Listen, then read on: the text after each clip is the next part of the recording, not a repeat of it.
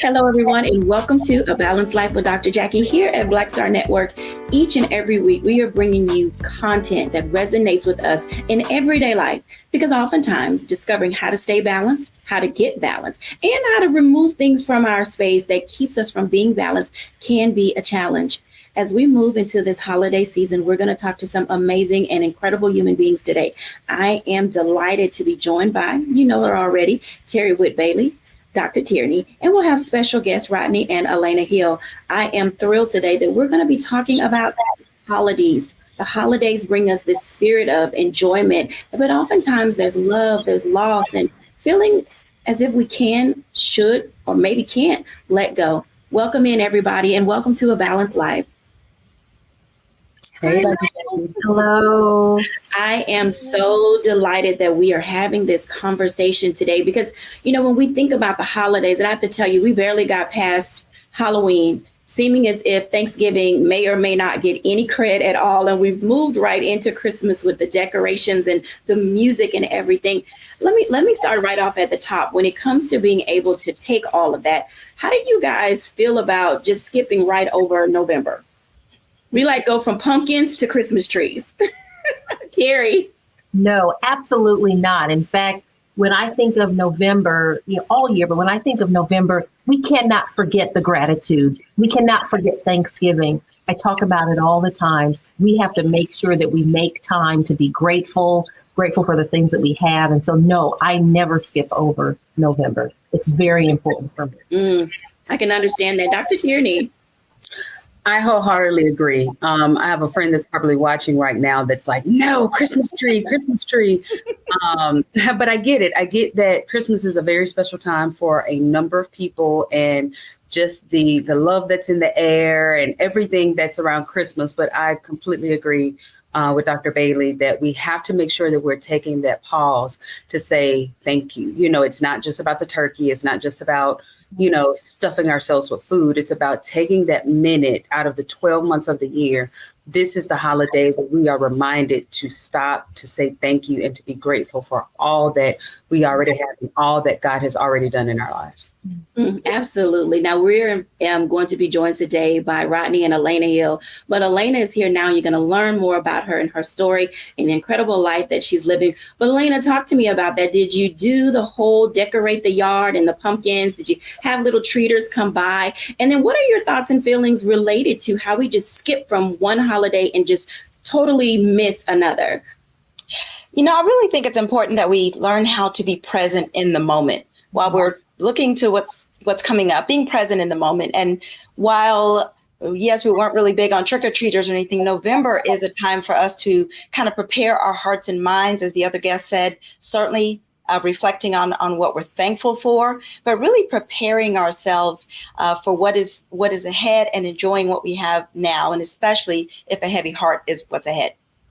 Absolutely. November is a time for gratitude, a time for Thanksgiving. And oftentimes, as we think about how we're balancing society and all of the things that are happening in our space, it's difficult to find things to be thankful for. Dr. Tierney, in your work as a level up coach, how are you helping people establish that baseline and boundary for gratitude? Now, we're 11 months into the year, and there are times when seemingly it's like people feel like the weight of the world is literally on their shoulders and they can't seem to escape the weight of it all. How are you helping them identify ways to move forward? Mm-hmm. Absolutely. So this is one of the most, kind of difficult times of the year for a lot of people for a number of different reasons. So the first thing that I always do is help people, as Elena, is to just be present in the moment. Sometimes we'll start looking too far ahead and we'll start to feel anxious, or stressed out because we don't know what's coming. Or we'll get stuck in looking behind us at what it used to be or what happened or, how things were. So helping my clients to stay in the present, in the right now. What can you do right now in this moment, on this day, in this hour, sometime minute by minute, to help you move the needle forward, even if it's just a baby step, which leads me to the second thing. Sometimes we try to do all the things all at the same time. Sometimes we try to take these massive, huge leaps forward, and we put a lot of pressure on ourselves to be at a certain point by a certain time, and so we may be sitting here at the 11th month of the year going, oh, by now I wanted to have been at this place or have completed this or accomplished that, so making sure that we're taking our life in increments, eating the elephant one small bite at a time. So those two things can kind of help my clients to really stay in balance and not get, too far up or too far down during this time of year. Let's talk about that for a moment. I want to unpack that a little bit because I'm the type of person, October, November, December is when I'm trying to wind down in order to gear up for the new year. So I don't wait till January to start my year. But then I have people in my space who are literally the individuals trying to get everything done before the end of the year. How do you help us shift that balance between the work we have to do and the work that other people want us to do so that we can keep some level of sanity or have levity in our day as we move toward needing things that other people are not seemingly understanding we need? Absolutely. So this is where we have to have a conversation about boundaries. Okay. Now, often when I say boundaries, people think of barriers. People think that it's about them and what they want or how I need to keep them out or keep them out of my space. That's really a barrier. A boundary is when we're thinking about us, when we're thinking about what do I need? What do I need in order to reach my goals? What do I need to feel my best? And so when we're looking at here at the end of the year and trying to make sure we don't fall on either end of those spectrums, this is where we have to talk about those boundaries and look at, okay, what do I need for my family, for my, personal, mental, emotional health? What do I need to do for my business, for my career? What is it that I need in this moment? At this point, in my life, and then start to craft what you do around that. Sometimes it may be that it includes the things that others want you to do. Sometimes you might have to say no. I know that's a hard thing, but sometimes you might have to just say, no, I'm not doing that. And no is a full sentence. That's a full stop. No explanation, no descriptors needed or required, So this is where we have to make sure in staying in balance, we have to make sure that we have set our boundaries and we are effectively communicating and enforcing those boundaries so that we can stay in the flow. So that might mean that this is, for me as a life coach, this is peak season for me. This is when things gear up for me. For other people, this is the time where they start to pull back, reflect, get ready for, the new year. But this is where, as you are staying in balance, as you are exercising your boundaries, you'll know exactly what you need to do during this time of year, and you can activate on that and be successful in it. Learning how to act on things that are required in your life to be successful often means being able to pivot, shift, or turn a corner when you're actually not ready to do so. I want to invite in Dr. Terry Whitt-Bailey. She's been with us before. She shared her incredible story, with us and the loss of her husband. And Terry, as we enter into this holiday season, you have some boundaries that you have set with people. And I want you to talk to us about that, but also how are you moving forward? Because I think a very big part of what we learned from your story before was the ability to recognize where you are emotionally, physically, spiritually, but also saying, I'm still Terry and I need to be able to turn the page in my life. Talk to us about that. Well, again, thank you for the opportunity to share. And I feel like I owe a coaching fee to Dr. Tierney right now, the words that you just shared. And as far as boundaries and turning corners, I think that I go from one extreme to the other. I lost my husband in March after a 7-year battle with strokes, with double pneumonia, and with cancers. And, as I'm looking toward the holidays, I really wasn't thinking a lot about the holidays. But I had, I feel like I have what I'm calling a disease, SPS, which stands for spinning plate syndrome. I feel like I'm spinning plates everywhere because I enjoy doing things. But I think what I'm doing right now in terms of this syndrome is I'm spinning so many plates to stay so busy so I don't have to think about it. I'm doing and I'm doing, and I'm not doing for me, but I'm doing and I'm doing. And I'm realizing that some of those plates are starting to wobble. If you've ever seen those plates, how they start to wobble, and they're going to start falling and crashing. And so I've got to figure out where those boundaries are for me as a person that's still going through what I'm supposed to be in mourning. I don't even know what mourning is supposed to look like for me because I went back to work. I'm doing things normally, whatever that means. You know, I do go home to an empty house now and trying to figure out how to do those things. When I go home, I try to go home as late as possible. So I do things, I volunteer, connected with my sorority, connected with church, all kinds of stuff that have kept me busy. But is that right? I think of the holidays right now as holidays. What can I do? And is that right? Probably not. Is it helping me to cope? Probably so. Is it right? I don't know. And so being able to hear how other people are dealing with life, whatever situation they're going through, helps me to evaluate myself and how I'm dealing with getting ready for Thanksgiving, Christmas holiday, Kwanzaa, all the holidays, and then the New Year that's coming up. My husband's birthday is on New Year's Day. And so I think that's probably going to be the hardest time for me. Thanksgiving was a very important holiday for his family. So I don't even know what I'm doing for Thanksgiving yet. And that's just a couple of weeks away. But trying to figure it out, trying to figure out how many plates need to spin, maybe none. I probably have 8 or 10 spinning right now. So Dr. Tierney, I'm listening to you, I'm hearing you, and I need to figure out how to settle and how to know that it's okay to not be okay. I really do appreciate you sharing your heart and being vulnerable, because for a lot of our viewers, they're in that space where they're like, I don't know what to do. And, you know, this is where we say it's okay to not be okay. You know, oftentimes we don't recognize that we can't be like other people, that we don't always have to smile and put on a face because we've been doing that for so long. But this will allow each of us to figure out how to emerge the way we need to emerge in our own time, in our own season, and at our own pace within the space and grace that we're giving ourselves. One of the things that you mentioned in readying for the holidays is, you know, trying to figure out what to do. Can you give us a few tips, Dr. Whit-Bailey, about some of the things that you are considering doing in order to give you a sense of moving forward? Yes, you know, when I pray to God for peace, He gave that to me. And I've been living in peace through these last several months. When I get to the Christmas holiday, I enjoy the decorating because it adds another layer of peace to our home. And so I am going to decorate. It may not be as full blown as it used to be, but I know that there's a sense of peace with the lights and the colors and just the things that we did, you know, as for many, many years. In fact, one of our wedding gifts was a Christmas tree 30 years ago. I guess it would be 31 years ago now. And so for 31 years, I put up the same tree.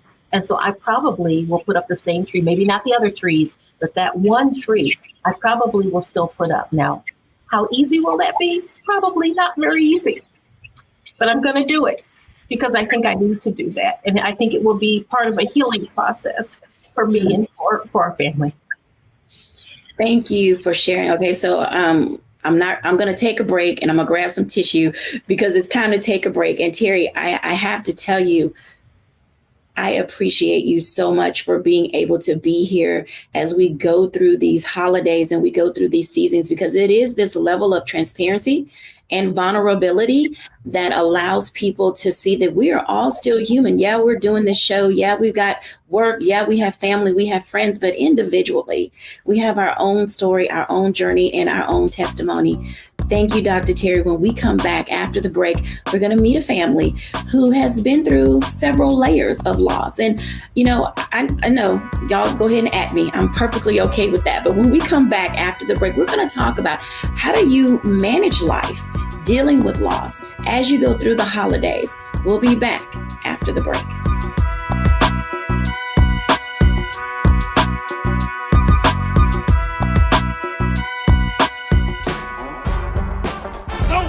November 8th. We can vote today, y'all. Early vote started this week.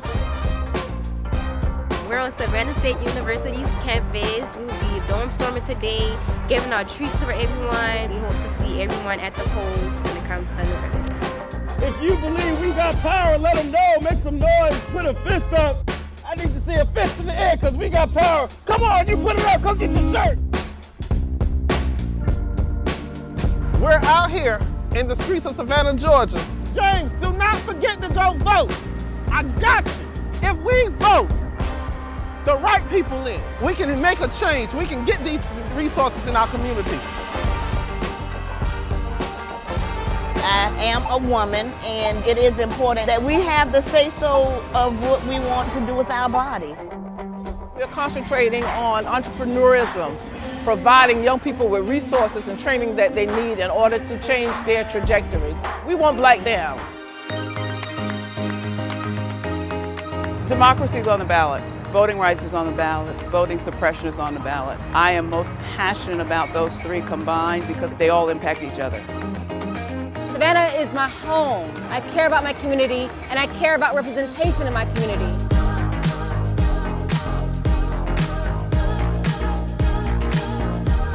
Our voices are still going to be heard no matter what kind of obstacles try to come up against us to stop us from voting. We're still going to be standing our ground. I see the effort that's being made to keep our communities from voting. So that makes me realize it's even more important, because if it wasn't important, they wouldn't be fighting to make sure we could vote. This doesn't stop this year. This is a forever movement. We're going to exert our power as a people, walk in our rightful place.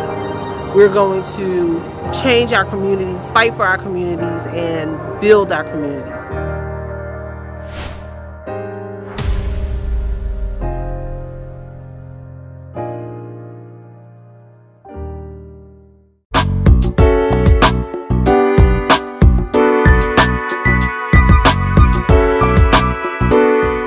Welcome back, everyone, to A Balanced Life. And as you can tell, learning to live through the things that life throws at us often isn't easy. It can be challenging to rediscover our balance, reposition ourselves in order to be able to move forward. I am delighted today to talk to this young lady, and her name is Elena Hill. Welcome in, Elena. Hi, Jackie. Thanks for having me. I'm excited that you are here. Talk to us about who you are. You work in the area of leadership change, and oftentimes change does begin with the individual. So can you share with us your story and just move us through your journey? Happily. So just, in summary, I'm an engineer turned IT project manager. Always stayed on the people side of change. I've really been passionate about how people respond to, adapt, and encourage change within themselves, within their organizations. And so I have a consultancy that is focused on helping executives and leaders lead change in their organizations. That includes corporate culture and diversity, as well as how they adopt new policies and practices in general. Personally, change has always been part of my life. I moved a lot as a child, learned how to adapt to my environment very quickly, and found that to be somewhat beneficial, I guess, from my professional standpoint. I'm the mom of 4 boys. Unfortunately, 8 years ago, my oldest passed away from cancer. And so when we lost him, it created an incredible shift in our lives and in our family. As you can imagine, as a business owner, there was limited energy to continue to grow my business. And it was also the same year that the industry that I had spent most of my career in, which is oil and gas, was suffering a major downturn. So pivoting, shifting, and rebuilding is something that I had to get really good at. Learning how to shift and pivot, isn't always one of the things that people think about as having in their balanced living toolkit. When you think about how change happens, for you, walk us through a little bit of your journey. And I wanted to focus on this from the space of loss, because in losing a child, some people don't rebound. They don't know how to recover. How are you managing that during this 8-year period? And what are some things that you can share with our audience in your grief process of losing a child? Well, one is I really focus on purpose. I'm a very purpose-driven individual. I give all honor and glory to God, my personal Savior, Jesus Christ. But it's just really important that in being purposeful in life and really having that focus of something that is bigger than ourselves, of why we're here, why we do what we do, and unfortunately, why some things happen. I embrace the purpose that comes from the pain in my life. When I lost my son, it was actually reemergence of grief because I lost my mother when I was so young. I was in high school. And so I feel like grief has been a part of my life, really part of my adult life, all of my life. So that component of levels of loss and helping other individuals, because you write about grief and how to rediscover yourself and your purpose, and you teach individuals those things. What are some tips that you can provide for our viewers on how to set the pace for walking through your journey of grief? Well, one, I want to echo something that was said earlier, which is setting boundaries. When we are limping in life, and we will have those seasons where we're limping, we really want to be mindful of what we commit to. We were talking about November previously, and November is November. As we prepare our hearts for the holidays and the busyness of the holidays, one thing that I've found just for my own peace and healing is to not overextend myself, because an overextended heart and an overextended mind is very easily triggered, it's much more difficult to manage emotionally. So it's being okay saying that you're not okay. It's acknowledging which invitations you want to accept, which ones you want to extend. And then when it comes to how we balance that with our professional lives, is ensuring that we have honest conversations with the leaders around us, which is why I'm so committed to helping leaders lead people who are going through numerous seasons and change in their own lives. It really takes the support of your superiors to be able to get through some of those difficult times. Let's talk about that for a moment, because when we talk about you're your own boss, you're running your company, and during some of the seasons that you've had, you did work for other people. How do people approach sharing with their employer that they're not going to be at capacity?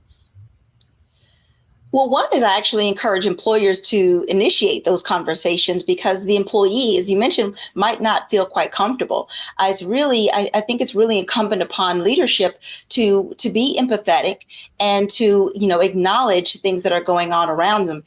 When my husband and I lost our son, we both had, careers that we're managing. Yes, I was my own boss, but I also rode shotgun to watching my husband navigate his corporate career. And it's really about having those conversations that say, I may need an extension on these deadlines, or I may need some additional support from someone else on the team, especially depending on what might be going on. And it's just really, really important that empathy become a key competency of every leader, and also something that we ourselves encourage for ourselves and for those around us. I want to invite Dr. Tierney into this conversation because she does a lot with coaching individuals, and we talk about leveling up. And I don't know if this is going to be appropriate or not, but I'm going to ask it anyway, because sometimes you do have to level up in life when you're going through some of the most difficult things you've ever faced in life. Dr. Tierney, how do we figure out how to dig deep and level up in order to be able to move forward? Yeah. We're gonna go there. Okay, so you're gonna make me get real transparent. So I'd like to hear it. Here it goes. Some of the greatest highs, the biggest accomplishments, the successes that you go to my website, go to my Instagram. You can see them. They happened when I was going through some of the most difficult times in my life. It was right after losing, my sister that God opened some doors, right after getting, connecting with you in the show, some things, the bottom fell out of some things, And so I say that, to say that oftentimes when we face challenges or, things happen, yes, we have to take a pause. Yes, we have to process. Yes, we have to absolutely pray. But that doesn't always mean that God is calling us or telling us to stop. Mm-hmm. Sometimes that means we have to just tuck our head as we lean into the headwinds. We have to lean into what's happening, because oftentimes hidden in that challenge is our greatest opportunity. So when you talk about digging deep, this is where we have to be very intimate in knowing ourselves and knowing when we need a nap and when we need to go ahead and take that meeting, knowing when we need to pause and knowing when we need to press through, because some of our biggest things are often wrapped in the form of or the package of a challenge, and so if we're stopping every time we encounter a difficulty, then we might miss the door to our next level. So this is it's something that I walk through my clients with, and getting connected with their who, because when you're connected with who you are and whose you are, then you'll know exactly what to do, when to do, how to do what you need to do. Okay, so we're going to be a little more transparent, because you did mention losing your sister, and I know you lost her during the pandemic. Mm-hmm. Was it due to COVID? It was. So I'm asking this question to help our viewers, because I know a lot of people are in that space. Yeah. How do you grow past some levels of bitterness related to the passing of your sister? Mm-hmm. And I can ask you this question because it's one of those spaces that I think you thrive in, to help others say, this is how I looked at it. This is how I viewed it. Can you walk us through that in the time that we have left in this blog? Absolutely. So the first thing I had to do was just get real about it. I had to get real about how I felt. I couldn't walk around like, oh no, praise the Lord, everything is fine, everything. No, I had to actually say, right now I'm actually angry at God, because I don't understand. Why did he 3 days before her birthday? Like, why did that happen? Why did he take such a beautiful soul from this earth? I had to get real about what I didn't understand, what I felt, the anger that I felt, the sadness that I felt, and then I had to take what I was feeling. I couldn't just sit in it. I couldn't just stew in it. I had to take what I felt and say, okay, now Tierney, what are we going to do from here? What would she want you to do? What would she be telling you? And often I'll say on my Instagram where I'm like, okay, her name, I called her Booger. Hey, Booger. I'll say, okay, well, Booger will want me to get on social media, because she was always about me getting on social media. And so I started to do the things that I know that if she were still here with me, what would she be telling me to do? What would be her expectations? Would she want me to fold and fall and stop? No, she wouldn't. So I took those emotions and I channeled them into making me a better person, a stronger person, using it as the fuel to push me forward instead of the thing that stood in front of me, looking at it through the lens of what would my sister say? And then I found ways to honor her. I found ways to make her memory live, not just for me, but for other people who may have known her or may not have known her. And you would have loved her if you've known her, so you'll see little things I'll say on my social media. You'll see pictures of her on my social media. During the holidays, she loved Christmas. So I have a mini urn. It's about maybe this tall with her ashes in it. And she sits right in the middle of my mantle where I have like all the garland and all of that. She's right in the center. So she gets Christmas all the time. And I say, good morning, or Merry Christmas to her every morning, and so I find little ways to honor her for myself, so that as I'm grieving her and as I'm missing her, I'm remembering all of the good things. So I'm not stewing in what I feel. I'm being real about what I feel, but I'm using that as the fuel to help propel me forward. Thank you for sharing that. When we come back after the break, we're going to engage the heels in a deeper dive on what it means to remember. We'll be back after the break.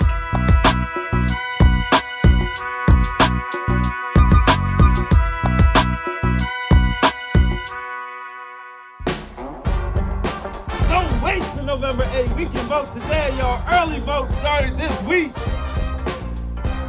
We're on Savannah State University's campus. We will be dorm storming today, giving out treats for everyone. We hope to see everyone at the polls when it comes to November. If you believe we got power, let them know. Make some noise. Put a fist up. I need to see a fist in the air because we got power. Come on, you put it up. Come get your shirt. We're out here in the streets of Savannah, Georgia. James, do not forget to go vote. I got you. If we vote the right people in, we can make a change. We can get these resources in our community. I am a woman, and it is important that we have the say-so of what we want to do with our bodies. We're concentrating on entrepreneurism, providing young people with resources and training that they need in order to change their trajectories. We want Black down. Democracy's on the ballot. Voting rights is on the ballot. Voting suppression is on the ballot. I am most passionate about those three combined because they all impact each other. Savannah is my home. I care about my community, and I care about representation in my community.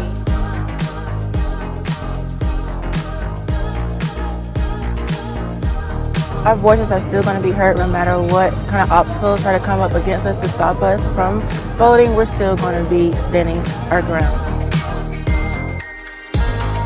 I see the effort that's being made to keep our communities from voting. So that makes me realize it's even more important, because if it wasn't important, they wouldn't be fighting to make sure we could vote. This doesn't stop this year. This is a forever movement. We're going to exert our power as a people, walk in our rightful place. We're going to change our communities, fight for our communities, and build our communities.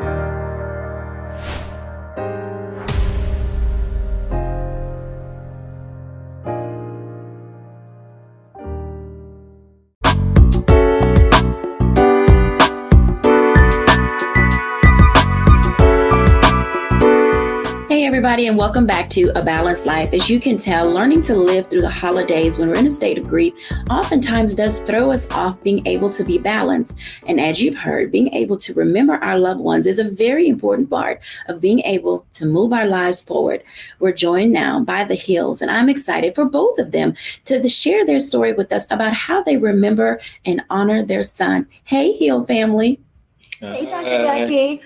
Thank you both for joining us. And Rodney, thank you for, taking this time to come in. I will tell you that men who watch our show are like, do you have any male voices? Where is our presence? And it's like, I invite you, but you don't want to share with me. And I am excited that you are here, because we're entering to this space where oftentimes it's couples together who grow through as well as go through grief. Can you talk to us, Rodney, about the growth as a husband and a father that you've experienced through the loss of your oldest son? Sure. I mean, I think that's, it's a little bit difficult to answer because I'm still growing. But I think one of the things that allowed me to grow in my grief was understanding I don't have to be all. That was a huge step for me, right? Because as men, we tend to take on everything as our responsibility, and we have to be strong for everybody. And so what I learned is to be a lot more vulnerable and being able to be more transparent and sharing in the things that I was going through. When I saw Malcolm first pass, my first thing was I've got to be strong for my family. So I pushed my grief to the side, to be quite honest with you. But we were going through some counseling, and we had a couple of classes that helped us talk through that. And what I really learned is I didn't have to do that. I don't have to always be the strongest person in the room. And that I can rely on other people to allow me to share my grief. So once I was able to do that, it was a game changer for me, right? I was able to talk about it. I was able to be transparent about it. I was able to share with my wife about it, because, even keeping those things inside can cause issues between couples, right? Where you're not talking to each other and sharing what you're actually feeling. My wife doesn't know everything that's going on in my head, and neither do I in hers. And so I wasn't sharing those things at first because I wanted to be strong for everybody else. So for me, that was the biggest game change in my growth, and learning to be vulnerable with my feelings and learning that I can share and that it's okay. So I'm going to ask this on behalf of all the men, Rodney. Does it take anything away from you to be strong, to be vulnerable, and to be transparent? Nothing at all, to be quite honest with you. No, I think that's, I've tried to make sure that my sons understand that as well, too. Our other three boys, that they understand that they can be vulnerable and that they can talk with us and they can talk and share their feelings. Holding it in only causes more pain, to be quite honest with you, right? And so it wasn't that the pain was going away just because I wasn't sharing it. It was just festering inside of me over and over again. And whether I realized it or not, those things were manifesting themselves to the people around me, even if I didn't think they were, right? My actions, my words, my, things that I was doing on a daily basis, those type of things were manifesting to everybody else. And so the thing that we've talked about is that just because you don't talk about it doesn't mean it's not there. And so I've learned that I need to open it up, open that bottle, release out those feelings, and then let them know that, okay, I'm feeling vulnerable in this way, and this is what I'm feeling today. And it's okay. I don't get any pushback. I don't get any jeers or anything like from anybody else. In fact, the men I've talked to, when I've told them I've been able to do that, it's been like a light bulb has come on for them as well, too, that they don't have to hold that pressure. We hold a lot anyway. I mean, a lot of stress anyway. That's one thing that we don't have to do alone if we can. So. You make a very valid point, because in communities, we always say that the husband, the man in the house, is priest, protector, and provider. And oftentimes when you go through things of this nature, it literally makes you feel like if there's a chink in your armor. When you think about those things as a wife, supporting your husband as he goes through grief, how do you support and undergird that in order to keep balance in the home? Well, one thing is, as we describe the roles of the husband, priest, provider, and protector, I really look at him providing emotional protection for myself and my sons, modeling for them what healthy grief looks like and how we express our emotions has been just such a blessing to just how that's been demonstrated, and how it creates this sense of safety for our entire family, that my heart is safe with him. That's one of the things I even said when we were first married. And then through our grief process, it's knowing that my hurting heart has been safe with him. And that's been very important for myself and for my sons. And I was going to ask you about your sons. They've lost a brother, an older brother. And so how are they managing, and how do they seek you out when they need to talk? I'll start. They, at this point, put it this way, it's been a bumpy ride. It's been a journey. Like I said, we're sitting here 8 years behind us. The first few years were just incredibly challenging, as everyone, and myself included, as we were all figuring out how we could express ourselves without while worrying about someone else's feelings. So everyone's natural inclination was to hold things in at first. While interestingly enough, at the same time, we immediately jumped into honoring Malcolm and having a race, and we say Malcolm's name often, we talk about him, but I think we found ourselves, I know as a mom, I would always watch my boys with one eye open, just to make sure they were okay. And I think that giving them space has been what's been most helpful. I think the first couple of years was figuring out what that space needed to look like. Yeah. And I would just add quickly to that is that they didn't know what their new normal was going to be, right? So they didn't know how to react, what to react to. And to be quite frank, as I was saying before, I didn't know either. So I was holding. So I wasn't modeling exactly what they needed either. Once I realized that and started sharing my feelings with them and having them talk about it a little bit more, then they started opening up a bit more. They saw, I think Elena was mentioning, emotional safety, that it's okay. Because if I'm not talking about it, as young men, they were saying, well, if dad's not talking about it, why should I talk about it, right? Why do I have to talk about my feelings?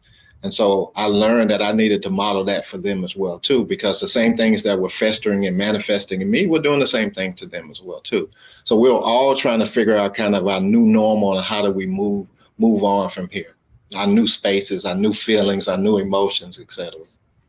I think that that's very rich, because you do bring in that space of teaching another generation of young men not only how to master their emotions and harness their emotions, but to be vulnerable and transparent with those emotions. In this season of November, and of course, we're airing this show and it's Thanksgiving week in just a few days. How are you remembering Malcolm with a seat at the table? What is your family tradition now? Well, one, not so much. So it's interesting. So for us, Thanksgiving, and this is when we talk about the layers of loss, our family has suffered some really deep losses this year. So every time you suffer a loss, we lost a really close uncle who was like a surrogate father to us in January to COVID, and then his beloved wife, who was like a surrogate mom and surrogate grandmother to them, just this July. So we're already going into the holiday season with an additional tenderness on top of what we already had. And so it's just always about saying their names, remembering what they did. I mean, just even wearing things that they wore. We say Malcolm's name so often, everyone calls all of our other boys Malcolm because they hear that name so often. And our youngest, who looks just like him, unfortunately, gets called Malcolm all the time. But in a way, he appreciates the resemblance. He appreciates the mentioning of his beloved brother's name. And so we just do that consistently. We put up the stockings for all of them, really. And we take some time to reminisce, and then we don't sit in it, but we revel in the amazing memories that our family of 6 was able to create. Yeah, and one of the things that we did, Elena's absolutely right. I mean, we still put his stocking up every year, so the boys, they know, that's when they come to our house, they're going to see all 4 stockings up. We were talking about the seat at the table, and one of the things that was very cathartic for us as well too was that we're a Marvel geek family. Malcolm, so much so, particularly himself and I, right?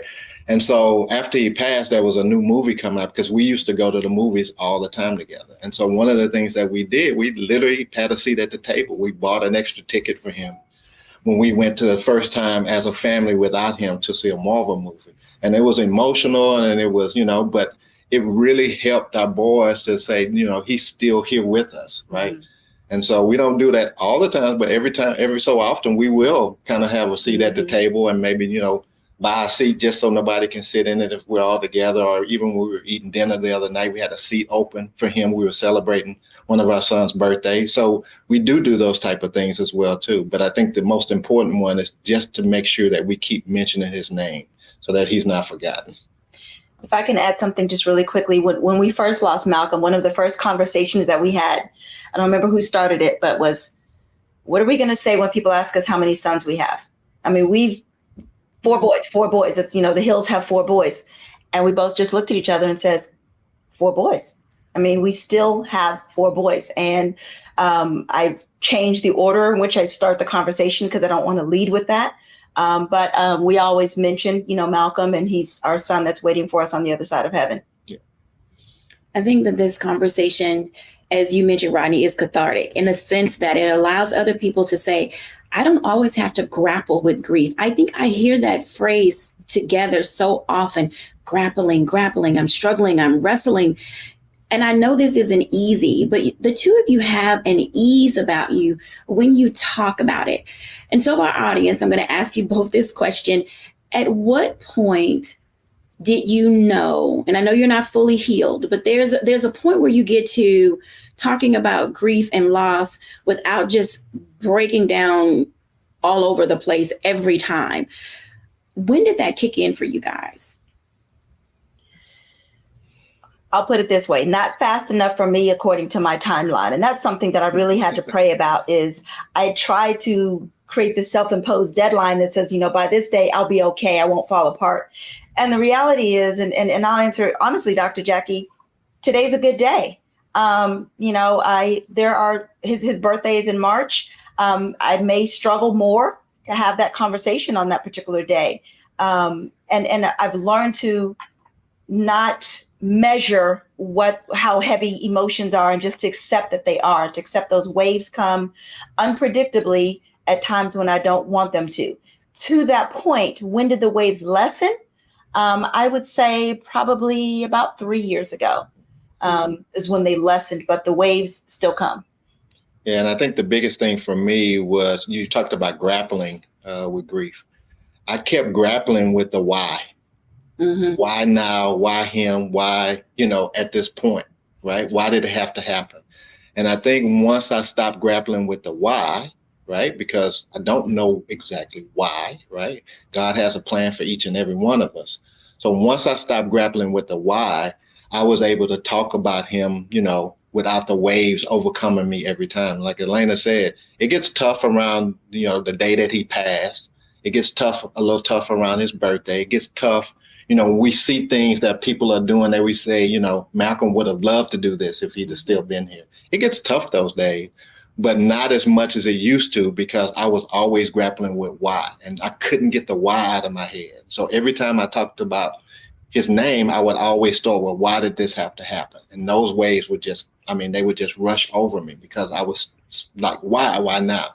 once I let that go about the why and left it in God's hands, then the waves lessened, and I was able to talk about him on those days that might have been a lot tougher before. Wow. I think about the days ahead and the things that are to come. And, we often think about, because you mentioned that Malcolm would have loved to do this, or Malcolm would have loved to do that. And I will say to both of you, we honor you and we both appreciate you. When we come back after the break, we're going to continue this conversation about how do we remember our loved ones for the holidays? And also, what are some of the traditions that you have that you just cannot live without when we back? That you just cannot live without when we're back after the break.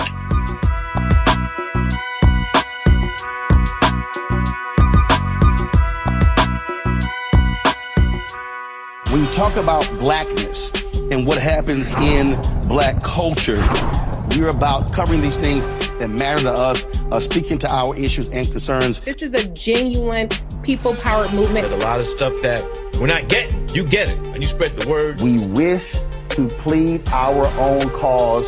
Too long have others spoken for us. We cannot tell our own story if we can't pay for it. This is about covering us. Invest in Black-owned media. Your dollars matter. We don't have to keep asking them to cover our stuff. So please support us in what we do, folks. We want to hit 2,000 people, $50 this month, raise $100,000. We're behind 100,000, so we want to hit that. Y'all money makes this possible. Checks and money orders go to P.O. Box 57196, Washington, D.C. 20037-0196. The Cash App is $RM Unfiltered. PayPal is R Martin Unfiltered. Venmo is RM Unfiltered. Zelle is Roland at RolandSMartin.com.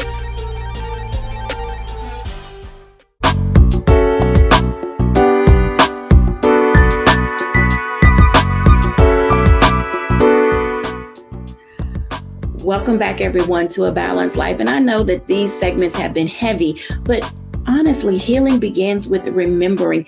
It's okay to remember your loved ones. It's okay to put a seat at a table. It's okay to call their names. Let me just say that as we are growing in this season of life, we need to all take a moment just to pause and say, what does overcoming grief, working through your grief, grace in grief, what does it look like for you, the individual?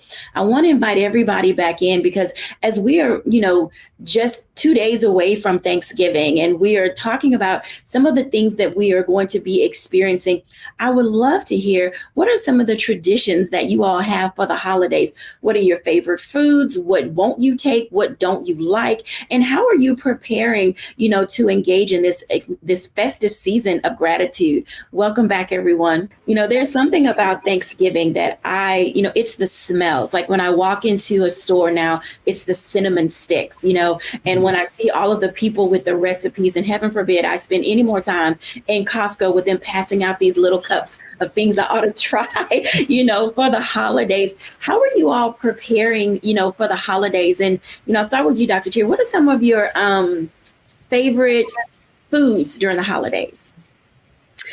So they should probably give me a sponsorship after I say this, but I'm going to tell you that Popeye's turkey, oh, honey. Turkey, Cajun turkey. Yes, ma'am. I've had mine since October in the freezer, ready to go, because that I have to have me a turkey like that. And that's pretty much the only thing that I really like cook. I'll try to find somewhere else to go and just have my turkey, just at the house.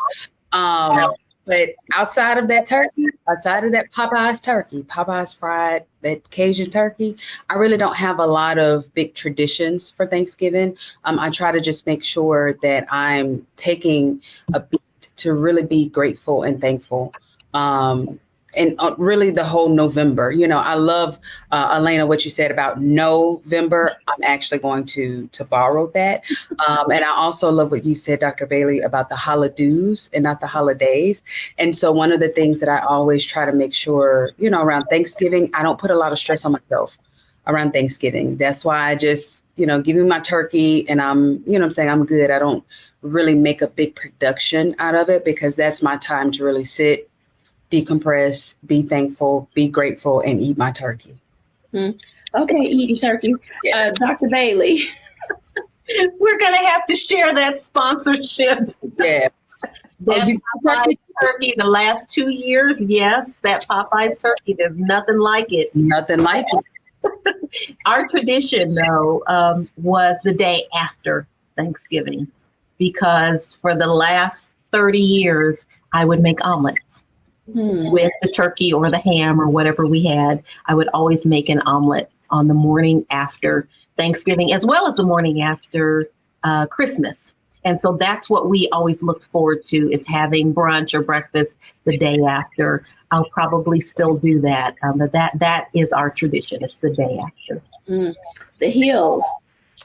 Well, our tradition is always, it used to involve getting in the car, loading up the kids, and driving to Prairie View. That's where my dad's parents, my grandparents lived. And so we would have this really Southern traditional with the stove in the middle of the living room that my granddaddy would poke the wood. So it just really felt like we went back in time on Thanksgiving Day. And so they've gone on to be with the Lord, but their oldest daughter has maintained the tradition, at least from a bringing everyone together and cooking standpoint. And it's just really a time to be with family, laugh at the TV, what's going on with whatever game, football. And to eat and then go for a walk. We have always, there's a tradition, we'll eat way too much and then we'll go for a walk. Because we were talking earlier, we don't get the change of leaves in Houston, but hopefully that's kind of one of those cool days. And we get to say, it's kind of cool in Houston. Let's go for a walk. Yep, and we also, you said football. Yeah, the other thing that we also do, and we haven't been able to do it with my mom before, as much now, but before we would always on Christmas Day, we would get up and go to her house in pajamas. So we're driving across Houston to pajamas to eat pancakes and, good Southern breakfast with her. So the kids really loved that when we did that. So we need to pick that back up again. All right, so let's have this great Christmas tree debate. Y'all already know the question is coming. Does the Christmas tree go up after you clear the Thanksgiving table, Dr. Tierney? My Christmas tree goes up when I say it goes up. So one year it might be before I clear the table. The next year it might be 3 days after Christmas. This year it's going up on the day after Christmas because I cut a live tree. And so last year was my first year cutting it. So now I know what to expect. And so it's going up on the Friday right after Christmas. But honestly, no Thanksgiving putting up the tree. No, because the Christmas tree farm don't open up until Black Friday. Okay, gotcha. That's why it's that this year. But honestly, it's when whatever floats your boat, that's when you put up your tree. All right, then, Dr. Terry. Dr. Jackie, tradition in our household was that I would put up all of the decorations. We have 3 trees. All of them are artificial on the first Friday in December, so that everyone would go to sleep. And when they wake up on that Saturday, the first Friday, whatever that day is, the date is, they would see the Christmas decorations. Probably won't worry about what day it is, but it will definitely be before Christmas. Absolutely. The Hills. We never had a day. It was always flow from the times our kids were little. It was what does our vacation schedule look like, work schedule? When do we feel like doing this? Is it the year we need to replace this tree? Because we would often use a artificial tree, right? At some point you have to replace it. So when the stores open. So it's not something that we set because it's not something we want to stress about. So when we feel it, when the kids are ready, when we're ready, that's when we put it up. Absolutely. So we talk about when we put up the tree. We talk about some of our traditions. Okay. Another thing that always happens at Thanksgiving is it sweet potato pie or is it pumpkin pie? Sweet potato. Sweet potato. Sweet potato. No. Did you say so? The unanimous decision that it's going to be sweet potato pie. Wait, Dr. Bailey said apple. I said apple. Again, it's tradition. That's what my husband wanted. I would make a homemade apple pie every year. And I probably still will. Wow. There's so many things. So another one that always comes up around the holidays, especially Thanksgiving. So are we doing cranberries, or are we doing cranberries in a can, as in the canned jelly? We keep it easy. Just take it right out the can. Ocean spray. Ocean spray. It shouldn't just say cranberry. It should at least be ocean spray. Yeah. I want the whole berries. Oh, of course you do. I don't want it at the can. I want the whole berry. Oh my goodness. The whole berry. So, I mean, it's that whole thing when we go to people's houses and we're visiting, we're sort of like, who's bringing what? So tell me something you guys don't want to see on a Thanksgiving table when it comes to a food dish. Dr. Terry Bailey. I don't want to see green beans out of a can. Oh. They have to be, if you're going to put green beans on the table, they need to be snapped and fresh. Don't bring them out of a can. All right, the heels. I don't want to see any stovetop stuff. It better be some dressing, and it better have a foot hanging out of it because a foot need to be put in it. Yeah. And that means it has to have everything in it. And that means cornbread, not bread. That's right. Yes. Not a French loaf, not a baguette. It has to have some cornbread in it. That's why it's called dressing and not stuffing. Dr. Tierney. You know, if I didn't cook it, then I'm not going to complain about it. That's my whole thing. I don't want to see anything that I had to cook on the table. So if somebody else cooked it, I'm game for it. If I don't like it, I'll just move around it and just smile and thank you kindly and just keep it moving. All right. So last one related to things that we engage in on Thanksgiving. How do we feel about people bringing their plastic containers to take dishes home with them? What's your thought about that, Dr. Bailey? That actually is an honor. I enjoy being able to share what we have. And so I even buy plastic containers. I buy extra aluminum foil because it's an honor for me to be able to share what we have and for people to like it enough to want to take some home. Absolutely. The heels. Please don't leave me with a week's worth of leftovers. Exactly. Please take them. Please enjoy them. Please heat them up. Do whatever it is that you need to do. But yes, please take them. Please take them. Dr. Tierney. Here again, as the person that's not cooking, I would never go to somebody's house with a plastic container or anything. I have two rules. One, I never show up empty-handed. So anytime I go to someone else's house for any type of holiday event, party, anything, I always at least take a hostess gift or buy the sodas or whatever the host tells me that, that is needed. So that's rule number one. I never show up empty-handed. Number two, I do not just immediately grab the foil, grab the Tupperware. I wait until someone says, hey, if you guys want anything, then you can take something, and then I may take a little, bites here and there. But I never show up with my Tupperware and I never show up empty-handed. Oh, she can come over. Well, let me just say, I'm always leaving with. Is that an invite? Yes, it is. Okay, that's rule number one. Please don't take more than you brought. Exactly. Oh, now that is a good rule. Please do not take more than you brought. Thank you all for sharing your stories today. When we come back after the break, I'll give my reflections.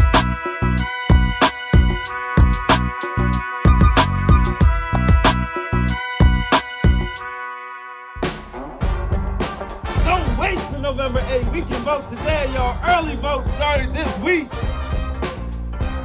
We're on Savannah State University's campus. We will be dorm storming today, giving out treats for everyone. We hope to see everyone at the polls when it comes to November. If you believe we got power, let them know. Make some noise. Put a fist up.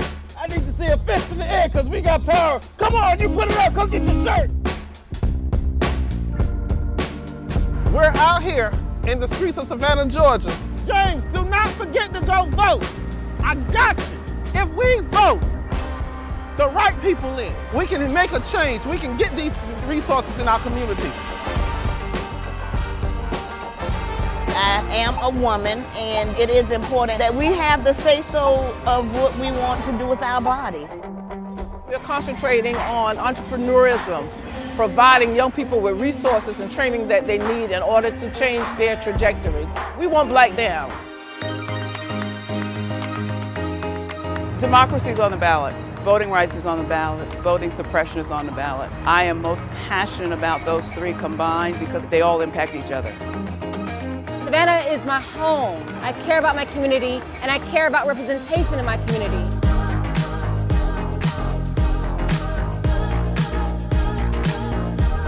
Our voices are still going to be heard no matter what kind of obstacles try to come up against us to stop us from voting. We're still going to be standing our ground. effort that's being made to keep our communities from voting. So that makes me realize it's even more important, because if it wasn't important, they wouldn't be fighting to make sure we could vote. This doesn't stop this year. This is a forever movement. We're going to exert our power as a people, walk in our rightful place. We're going to change our communities, fight for our communities, and build our communities.